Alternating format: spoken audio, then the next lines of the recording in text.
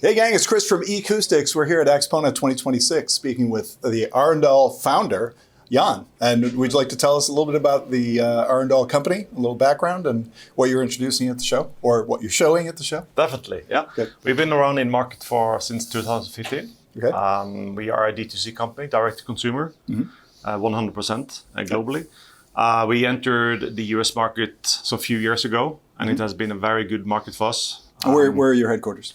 Headquarters in Arendal, Norway. Norway. Yes. Okay. So we decided to come to AXPONA. There's a lot of customers being asking for it for many years. So it's your first time at the show? This is the first time at the show. Congratulations. And yeah, thank you. And I think we will definitely come back next year.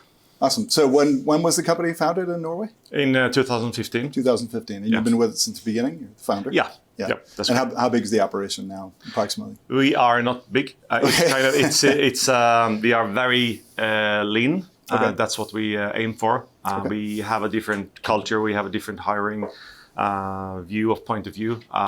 We settle for A players and we outsource what we don't need, so we can really focus on product development, marketing, and also the sales perspective of it. Excellent. So yeah, so we are warehousing in China. We are warehousing in Rotterdam in Netherlands for the European market, and then also in Chicago, 50 minutes down the road for the US market. Awesome. So you have a warehouse there, and you have a US Yes. distributor that's based in Chicago, or where? Nope, we do everything ourselves. Oh, it's everything's so everything is digital from arendalsound.com. Everything is done from there. Customer support, everything is one hub, so we can be efficient. Sounds great. All right. All right, we're going to give a listen to the speakers, and we're going to talk to one of your lead engineers. Absolutely. So stay tuned. Hey gang, so we're here with Thomas, the engineer responsible for these beauties, and he's going to tell us a little bit more about the 1610 towers this is the US introduction. So what can you tell us about the design philosophy? Well, first of all, thanks for visiting us. Sure. At this little piece of Norway at AXPONA. Yep. So what we have here today is the 1610 Tower 8, our brand new offering. So they come in second from the top. We have 1528, and then 1610 is the model below. Okay.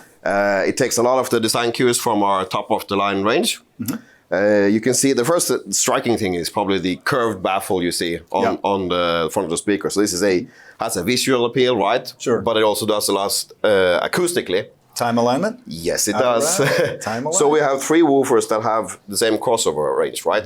So they play up to 400 hertz, and if they're on a flat baffle, you will have different timing between all 3 drivers. Okay. And that kind of messes up the soundstage. Yeah. Right. So when we've time aligned the whole thing, you get perfect timing from all 3 drivers when you're sitting at your listening position. Sure. Which kind of makes the speakers just disappear in a way. Yep. And you get better impacts and transient response. Yeah, much better imaging. I mean, the female vocals on that last track were stunning. Right, so it's a 3-way design. We have aluminum cone woofers. Right. They are rigid, they behave like a piston, so you have you get this raspy male vocals on the lower end. I don't really like aluminum up in the mid-range and then higher up, especially if the drivers are fairly large, because it can have some issues with breakups that you really come through in the mid-range.